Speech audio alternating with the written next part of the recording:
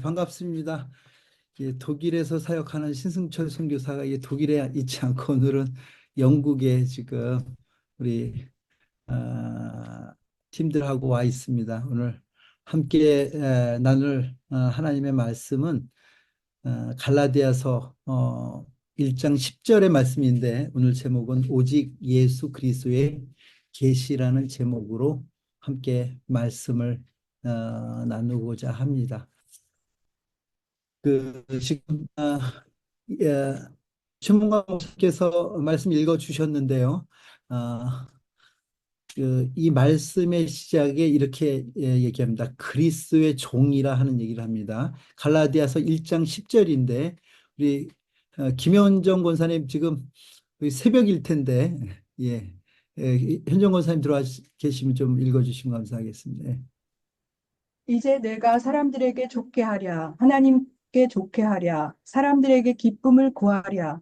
내가 지금까지 사람들의 기쁨을 구하였다면 그리스도의 종이 아니니라. 예, 지금 갈라디아 성도들을 향해서 바울이 그 갈라디아 서신을 쓰면서 이들에게 자기 자신을 소개하는 그 소개로 자신은 그리스도의 종이다 이렇게 이야기합니다. 근데 이제 우리가 생각할 때 이제 그리스도의 종이다 이렇게 생각하면 이제 그 자기 자신이 사람의 사람에게 속한 자가 아니라 그리스도에게 속한 자였음을 천명하는 거죠. 이 얘기는 무슨 얘기냐면 사람을 두려워하고 사람에게서 어떤 것을 얻어 살려고 하는 것이 아니라 하나님으로 말미암아 이 땅을 살겠다는 결연한 바울의 의지가 이 말씀 속에 있습니다. 우리 잠언 29장 25절에 보면 사람을 두려워하면 올무에 걸리거니와 이런 말씀이 있습니다. 이 얘기는 사람을 두려워하는 그 삶에서 하나님을 경외하는 삶으로 그 전환된 자가 크리스찬이다 하는 것입니다. 갈라디아서 1장 10절에서 17절, 11절, 11절을 다시 한번 읽어주시면 감사하겠습니다. 예. 형제들아, 내가 너희에게 알게 하노니 내가 전한 복음은 사람의 뜻을 따라 된 것이 아니니라. 이는 내가 사람에게서 받은 것도 아니요 배운 것도 아니요 오직 예수 그리스도의 계시로 말미암은 것이라. 지금 바울은 자기가 전한 그 복음의 근거를 본인이 학습하거나 또 어떤 누구에게 배운 것이 아니라 받은 것이 아니라 예수 그리스도의 계시로 말미암은 것이라고 이야기합니다. 이 말씀을 우리가 조금 더 깊이 봐야 되는데 이제 우리가 복음과 율법, 지금 갈라디아 교회가 가지고 있는 가장 어려운 점은 무엇이냐면 바울이 복음을 전해서 그들이 그리스도 안에 교회를 이루었는데 문제는 뭐냐면 율법주의자들이 그들 가운데 가서 그 바울이 전한 그 복음이 아니라 그들이 할례와 율법과 그들의 종교적 관습을 행하여야 된다는, 또 바울이 전한 복음이 아니라고 얘기하는 그 다른 복음에 대한 그 도전 가운데 있을 때 바울이 이 갈라디아서를 쓰면서 이 복음과 율법에 대해서 설명하는데 율법의 그 반대가 바로 복음이다 얘기하는 것입니다. 여러분, 율법이라는 것은 하나님의 아들을 계시하지 못하고 또 이 율법은 죄를 드러내고 양심을 두렵게 하며 사망과 하나님의 진노와 심판 그리고 지옥을 계시하는 것이 율법입니다. 그러니까 율법을 통해 구원을 얻을 자가 있다면 율법이 복음이 되겠죠. 그러나 율법을 통해서는 우리의 죄가 낱낱이 드러날 뿐만 아니라 그것을 통해서 우리는 하나님의 진노와 심판 가운데 있다고 이야기하는 것이 바로 율법의 내용입니다. 그런데 거짓 선지자들은 그 율법을 지켜야 구원을 받는다 얘기합니다. 그러나 이 복음은 율법과 달리 하나님 자신에 의해서 외적으로는 하나님의 말씀을 통해서 내적으로는 하나님의 영과 하나님의 계시를 통해서 얻어진다 하는 것이요. 여러분들은 어떻게 복음을 얻으셨습니까? 이것이 우리의 배움에서 나온 것이나 아니면 누가 나한테 주어서 되어진 게 아니라 이것은 하나님에 의해서만 되어지는 것이 복음이라는 것을 여러분 기억하시기를 바랍니다. 그래서 바울이 자신이 전한 복음은 사람에게 근거한 것이 아니라 오직 예수 그리스도의 계시에 근거했다. 오늘 말씀을 통해 그렇게 얘기합니다. 그러면 계시가 무엇인가 한번 우리가 봐야 되는데요. 제가 계시란 단어를 사전적 의미를 보니까 드러내다, 나타내다, 오다, 혹은 명시되다, 나타내다, 계시되다 뭐 이런 표현이에요. 그래서 여기서 얘기하는 오직 예수 그리스도의 계시를 할 때 그리스도의 계시는 그리스도와 믿음에 관한 인간의 어떤 활동들, 그다음에 인간의 활동, 그러니까 이렇게 표현하는 게 더 좋을 것 같아요. 그리스도와 믿음에 관한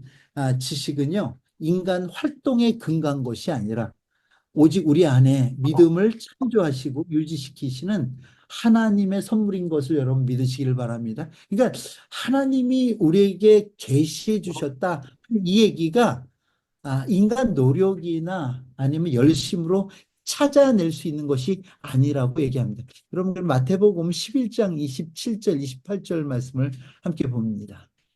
내 아버지께서 모든 것을 내게 주셨으니 아버지 외에는 아들을 아는 자가 없고 아들과 또 아들의 소원대로 계시를 받는 자 외에는 아버지를 아는 자가 없느니라. 수고하고 무거운 짐진 자들아 다 내게로 오라. 내가 너희를 쉬게 하리라.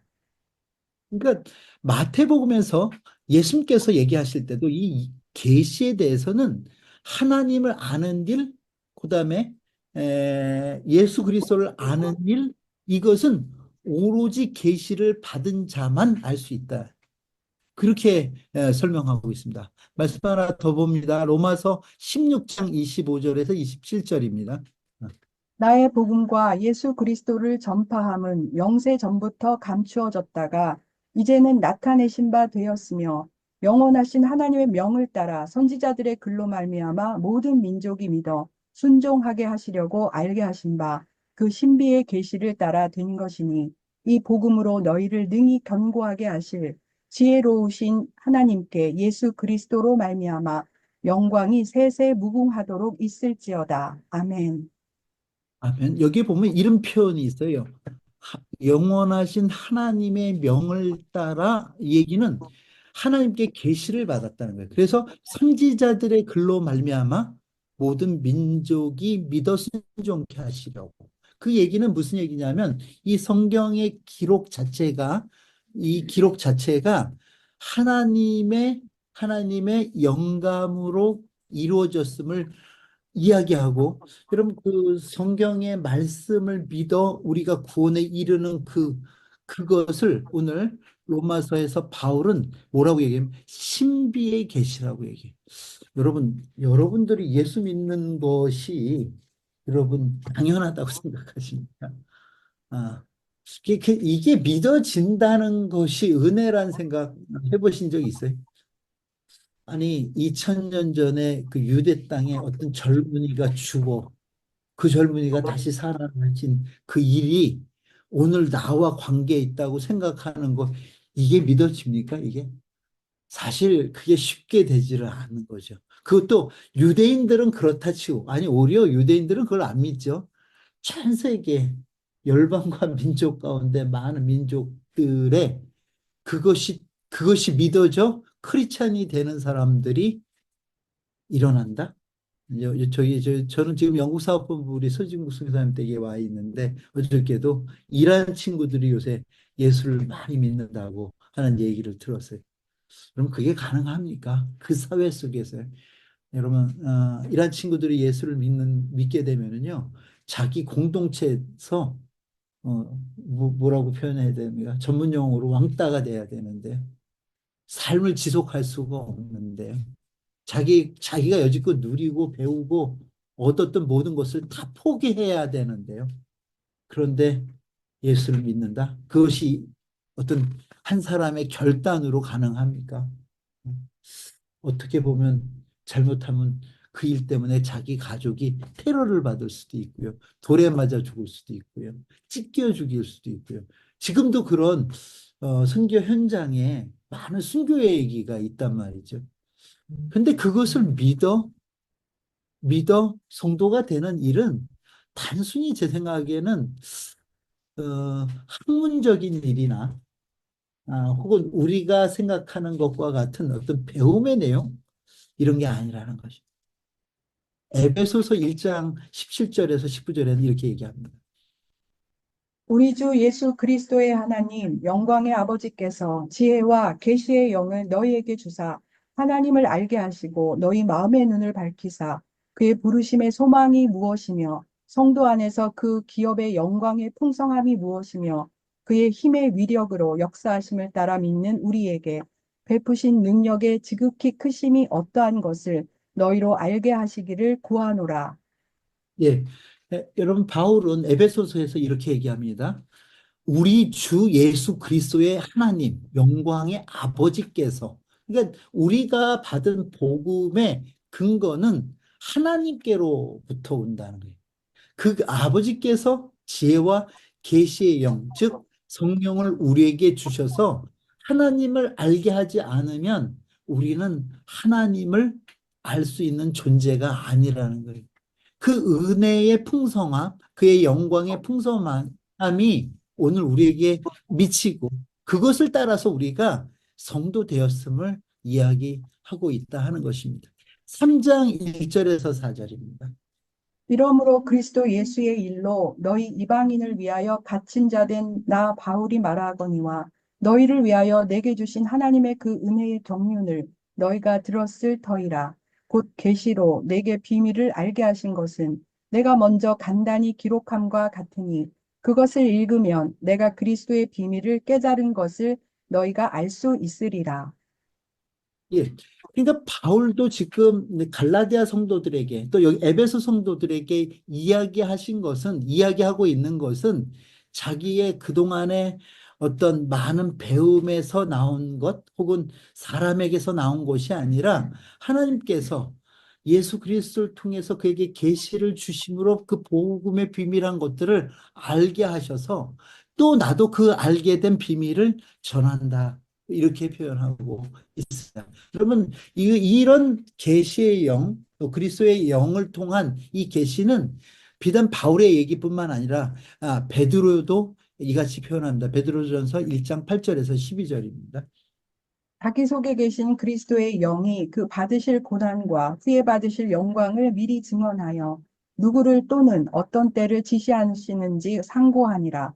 이 섬기는 바가 자기를 위한 것이 아니요 너희를 위한 것이니 계시로 알게 되었으니 이것은 하늘로부터 보내신 성령을 힘입어 복음을 전하는 자들로 이제 너희에게 알린 것이요 천사들도 살펴보기를 원하는 것이니라.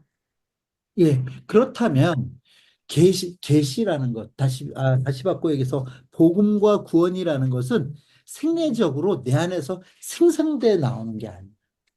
내 안에서 생성돼 나온 그것이 복음이 되고 그것이 구원에 이르는 길이 되는 게 아니라 하나님께서 성령으로 우리 가운데 넣어 주시고 그 성령을 따라 우리가 예수를 주로 고백해 하시고 그 고백을 통해서 내 안에 성령이 나를 통해 나를 구원의 감을 인정하는 일, 이것을 우리는 복음이라 얘기한다 하는 것입니다.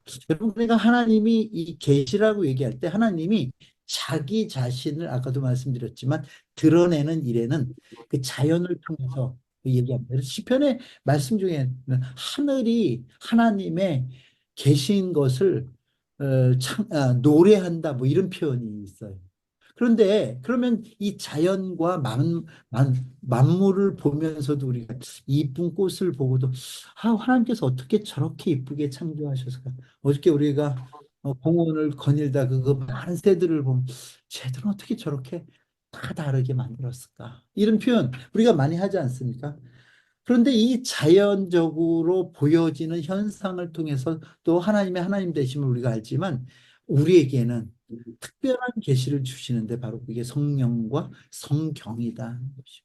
그래서 우리 가운데 성령을 주셨기에 우리가 그것을 통해 예수를 주로 신할 뿐만 아니라 하나님의 하나님 되심을 알아가는 일, 또 그것이 말씀으로 우리에게 주어졌기에 그 말씀이 우리로 하여금 하나님의 자녀이라는 것을 그래서 오늘 본문의 말씀을 보면 이렇게 표현해요. 바울이 그의 은혜로 나를 부르신 이가 이렇게 얘기합니다. 자, 14절 한번 다시 읽습니다.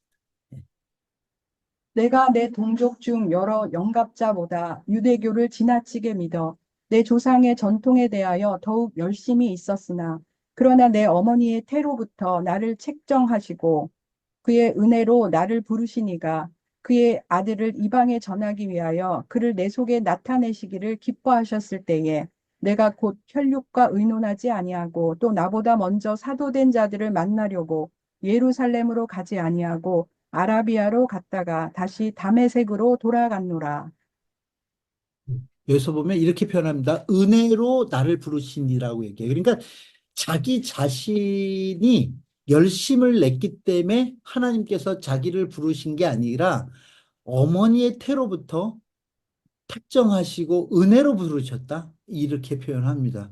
여러분, 그 은혜로 부르신 이가 나를 부르시는 방법은 그를, 예수 그리스도를 그 안에서 나타내셨다 이렇게 표현해요. 그러니까 여러분 우리가 좀 한번 다시 고민해 봐야 되는 게 저 모태 신앙입니다. 그러니까 어렸을 때부터 우리는 습관적으로 예수를 믿어왔기 때문에 내가 어떻게 예수 믿었는가에 대한 생각이 좀 묘연할 때가 있어요. 또 많은 사람들은 우리가 학교 다닐 때 종교를 안에다가 뭐냐 그러면 기독교 이렇게 내가 기독교를 택해서 기독교인이 된 것처럼 생각하고 있지만 그 얘기를 하지 않은 게 아니죠. 그리스도를 내 안에서 나타내시고 또 그 나타내심을 통해서 자기가 구원되었음을 성도가 됐음을 얘기해요. 여러분 이 에레미야 1장 5절에 내가 너를 모태에 짓기 전에 너를 알았고 내가 배에서 나오기 전에 너를 성별하였고 너를 여러 나라의 선지자로 세웠노라. 여러분 이 얘기를 우리는 잘못 곡해해요. 특별해. 너 이렇게 만약 찬양 이런 데 이런 거 있잖아. 너는 어 너가 뱃속에 생기기 전부터 하나님 너를 사랑하셔서 너를 택하시고 너를 예정하시고 여러분 우리는 이 얘기를 할 때 이 표현에 담겨져 있는 의미는 되게 너는 특별한 존재, 당신은 사랑받기 위한 존재입니다. 이렇게 쓰이는 거예요. 그런데 저는 이번에 이 말씀을 준비하면서 그게 특별하다는 의미보다는 가치 없다는 의미로 여겨졌어요. 처음이었어요. 그렇게 내가 이 말씀이 여겨지는 게 왜 그러냐면 모태의 혹은 여러분 우리가 조성되기 전 우리의 어떤 가치를 얘기할 수 있어요. 이조차도 하나님의 은혜를 얘기하는 거죠. 여러분 모태에 조성되기 전에 여러분들이 무슨 일을 했습니까? 어떤 남들보다 뛰어난 무엇인가를 증명해 보였습니까?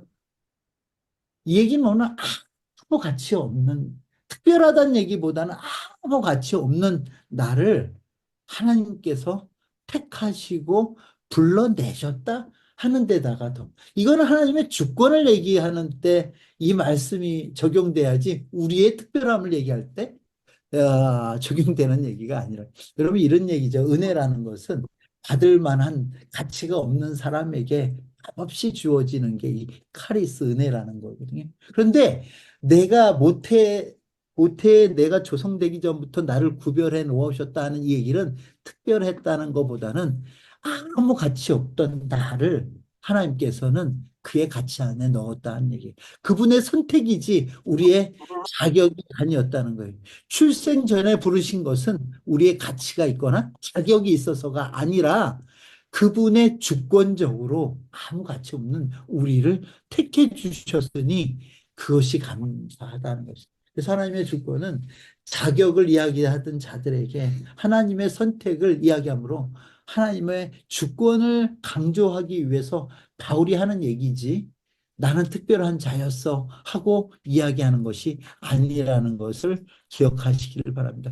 저는요, 종교개혁자 마틴 루터에 대한 얘기를 오늘 함으로 이 설교를 마무리하려고 합니다. 그럼 이렇게 얘기하죠. 진리는 공격받을 수 있으나 소멸될 수는 없다.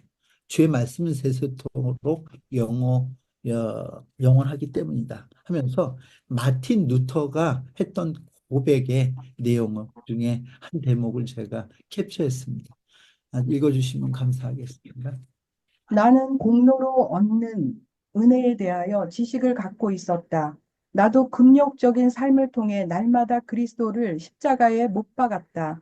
거짓 믿음으로 항상 하나님을 모독했다. 외적으로는 다른 사람과 달랐다. 가난, 검소, 겸손, 순종을 실천했다. 세상에 대한 관심을 끊었다. 금식, 고행, 기도, 미사에 주력했다. 나의 의는 더러운 웅덩이와 마귀의 나라에 지나지 않았다. 그러나 마음은 사악함과 하나님에 대한 경멸, 복음에 대한 무지, 성례에 대한 모독, 그리스도에 대한 모독과 무시, 하나님이 주신 은사에 대한 악용 등이 지배한다.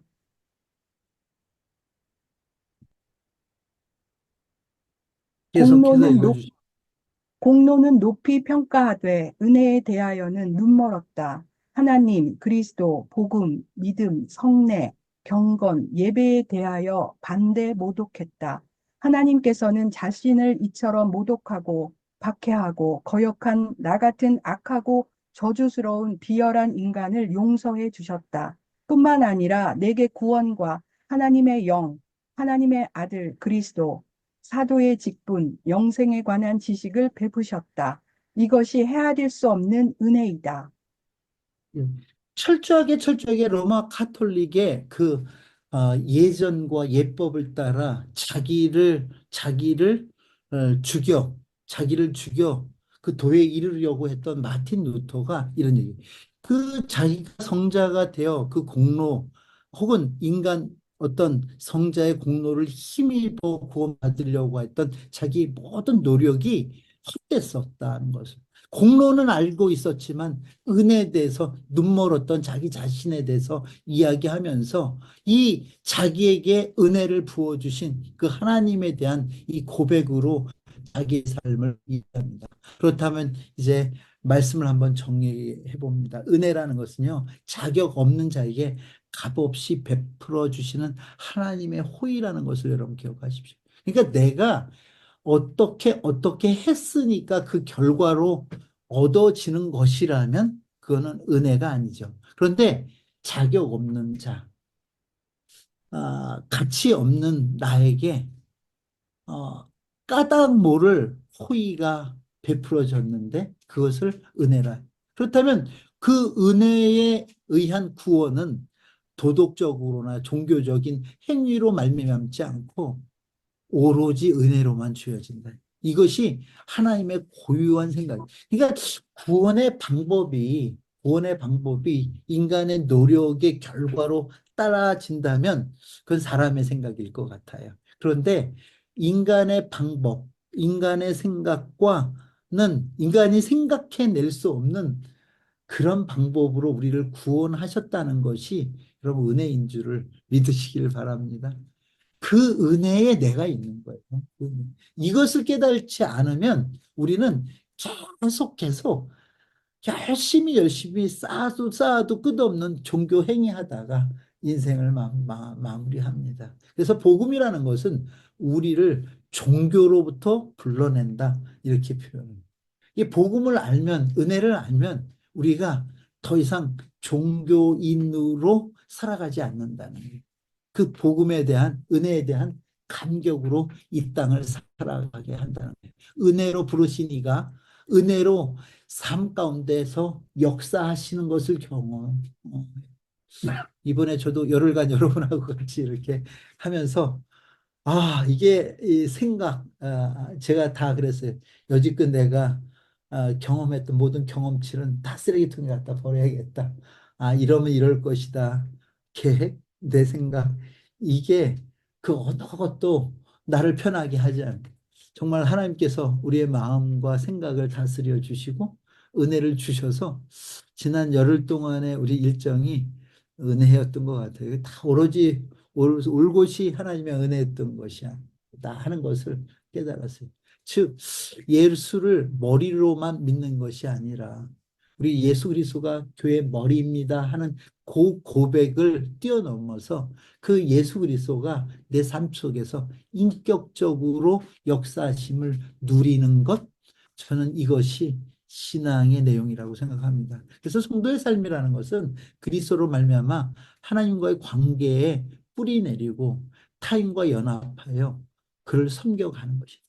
이번에 우리 함께 해주신 우리 소망교회 집사님들, 권사님들이 그 선한 일을 해주셔서 너무 감사해요. 너무 감사하고 그런 가운데 그냥 마지막 날까지도 따르르 하는 우리 임 권사님의 그 웃음소리가 끊이지 않았다는 게 저는 은혜 중에 은혜였다고 생각하고 그것이 참 우리가 서로 잘 알지 못하는 관계 또 이 만남 속에 하나 되어 있지만 그리스도를 매개로 한 그 만남은 참 아름답다, 좋다 하는 생각을 해봅니다.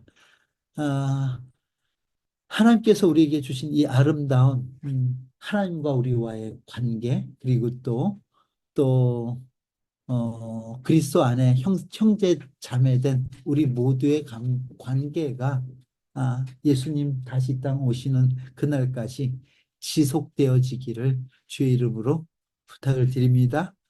우리 주신 말씀 생각하면서 우리 함께 기도하겠습니다. 그렇습니다. 주님, 우리가 종교의 틀 안에서 복음으로 우리를 끌어내어 주신 하나님께 감사하며 그 하나님의 은혜가 우리 삶이 다하는 그 날까지 그 하나님 의지하며 살게 해주세요. 우리 다 같이 함께 기도하도록 하겠습니다. 다 같이 기도합니다. 하나님